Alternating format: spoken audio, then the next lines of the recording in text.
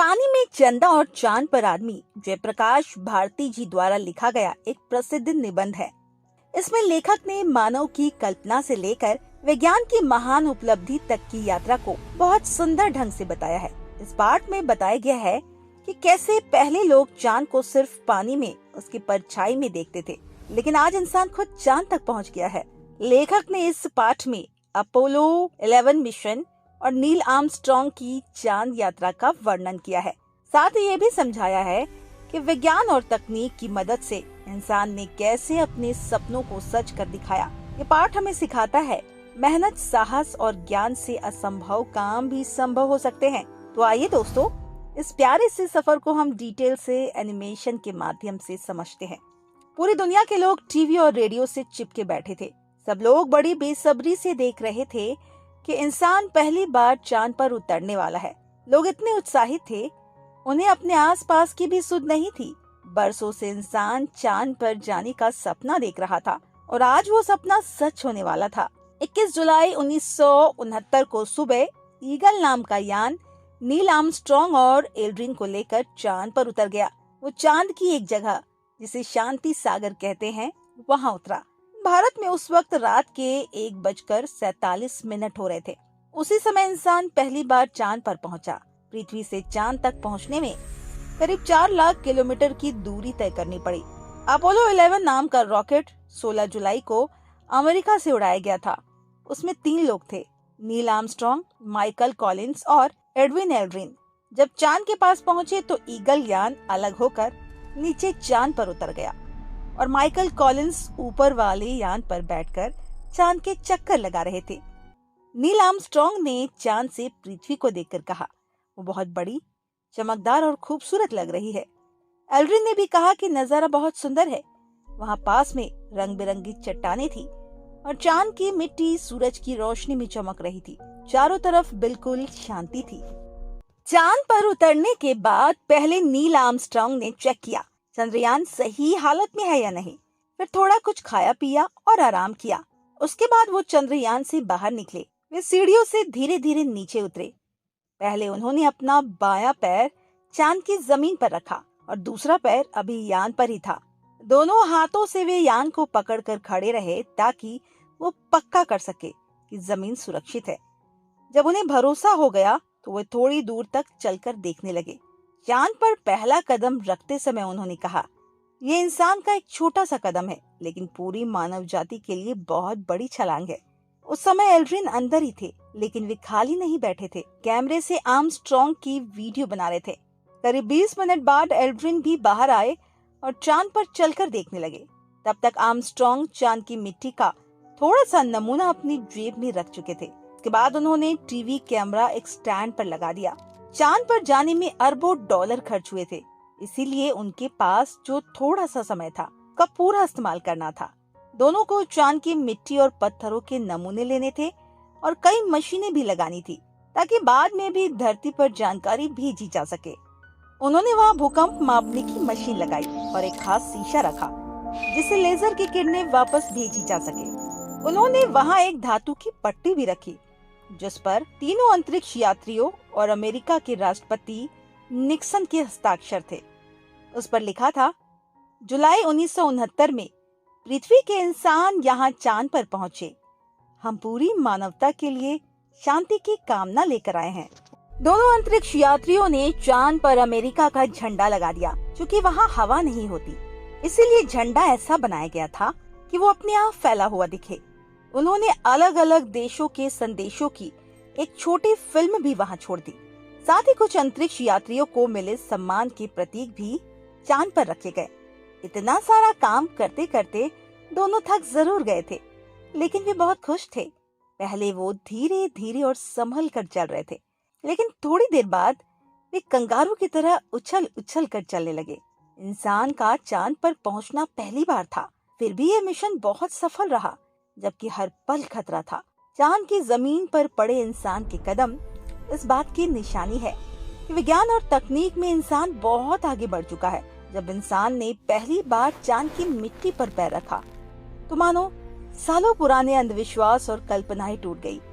कवियों का सुंदर चांद अब वैज्ञानिकों को एक सूना और बेजान पत्थर सा दिखने लगा। दुनिया के हर देश में चांद को लेकर कहानियां और कविताएं बनी हैं। किसी ने उसे रात का राजा कहा, किसी ने देवी, किसी ने उसे प्रेम का दूत माना, तो किसी ने बूढ़ा और बीमार समझ लिया। बच्चे चांद को खिलौना समझकर उसे पाने की जिद करते हैं। पहले बच्चों को चुप कराने के लिए पानी में चांद की परछाई दिखा दी जाती थी, लेकिन आज हालात बदल गए हैं। जैसे महादेवी वर्मा ने कहा, पहले पानी में चांद दिखाया जाता था, आज इंसान खुद चांद तक पहुंच गया है, जो कि हमारे लिए काफी गर्व की बात है। दोस्तों, इंसान का मन हमेशा से नई नई चीजें जानने के लिए बेचैन रहा है। जहाँ वो खुद नहीं पहुँच पाता था, वहाँ वो अपनी कल्पना से पहुँच जाता था। उसकी कहानियाँ और कल्पनाएं ही उसे आगे बढ़ने की ताकत देती रहे। अंतरिक्ष युग की शुरुआत 4 अक्टूबर 1957 को हुई, जब रूस ने पहला उपग्रह स्पुतनिक भेजा। इसके बाद यूरी गागरिन पहले इंसान बने जो अंतरिक्ष में गए। इसके ठीक 11 साल 9 महीने बाद इंसान चांद पर भी पहुंच गया। दिसंबर 1968 में अपोलो 8 के 3 अंतरिक्ष यात्री पहली बार चांद के पास तक पहुंचे। इसके बाद रूस और अमेरिका ने कई अंतरिक्ष यान भेजे, कुछ इंसानों के साथ और कुछ बिना इंसानों के। इंसान ने अंतरिक्ष में जाकर ज्ञान से बाहर निकलकर तैरना भी शुरू कर दिया। यहाँ तक कि 2 यानों को आपस में जोड़ना और एक दूसरे में जाना भी संभव कर लिया गया। चांद पर जाने से पहले अपोलो 10 ने एक तरह से रिहर्सल की थी। वो चांद की कक्षा तक गया। एक यात्री ऊपर वाले यान में रहा और बाकी 2 चांद के बहुत पास, सिर्फ 9 मील तक दूर जाकर लौट गए। उन्होंने उतरने वाली जगह देखी और फोटो खींचे, फिर सुरक्षित धरती पर लौट आए। अब सवाल था, इंसान को चांद तक ले जाने वाला यान कैसा था? अपोलो यान को सैटर्न 5 नाम के बहुत ताकतवर रॉकेट से उड़ाया जाता था। ये दुनिया का सबसे शक्तिशाली रॉकेट था। इस यान के 3 हिस्से होते थे, जिन्हें मॉड्यूल कहा जाता है। कमांड मॉड्यूल ऐसा बनाया गया था दोस्तों कि जब वो वापस धरती पर आए तो धरती के वातावरण की तेज गर्मी और जोरदार दबाव को झेल सके। यही हिस्सा कंट्रोल रूम, सोने की जगह, खाना खाने की जगह और छोटा सा लैब सब कुछ था। अगर उड़ान के समय कोई खतरा हो जाए तो यात्री इस हिस्से को बाकी यान से अलग करके अपनी जान बचा सकते थे। इस कैप्सूल का वजन लगभग 5500 किलो था। इसके अंदर करीब उतनी ही जगह थी जितनी एक सामान्य कार में होती है, जहां तीनों यात्री अपने काम कर सकते थे। इसमें बैटरियां, छोटे रॉकेट, इंजन, खाने पीने का सामान, पानी, टॉयलेट की व्यवस्था और पैराशूट भी थे, ताकि यह सुरक्षित जमीन पर उतर सके। अंतरिक्ष यान का दूसरा हिस्सा था सर्विस मॉड्यूल। ये एक बड़े ट्रक जितना होता था। इसमें ईंधन भरा होता था, जिसे लाखों किलोमीटर की यात्रा की जा सके। इसमें ऑक्सीजन भी होती थी, ताकि तीनों यात्री 14 दिन तक सांस ले सके। जब यान को चांद की कक्षा में रोकना होता था, तो इसी के ताकतवर इंजन काम आते थे। चंद्रयान भी अपने आप में पूरा छोटा यान था। उसके 2 हिस्से थे, नीचे उतरने वाला हिस्सा और ऊपर उड़ने वाला हिस्सा।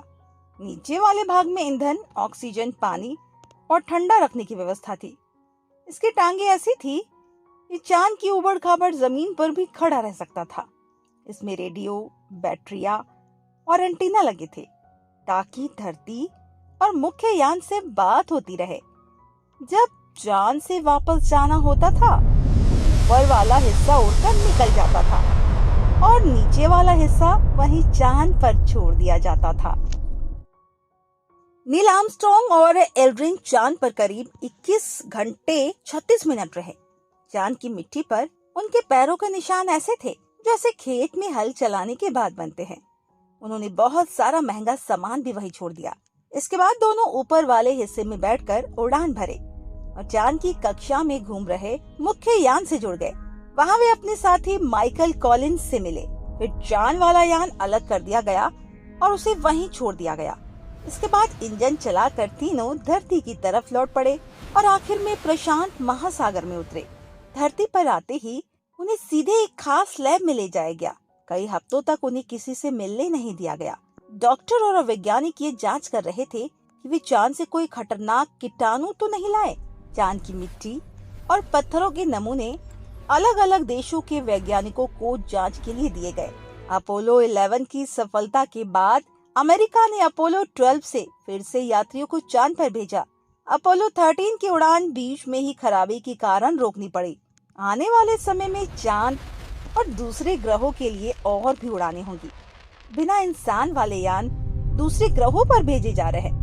अंतरिक्ष में एक स्थायी स्टेशन बनाने की भी तैयारी चल रही है, जिससे ब्रह्मांड के रहस्यों को समझना आसान होगा। धरती इंसान के लिए झूली जैसी है, लेकिन इंसान हमेशा सिर्फ यही नहीं रहेगा। वो नई नई जगह खोजता रहेगा। वो कहाँ तक जाएगा ये कोई नहीं जानता।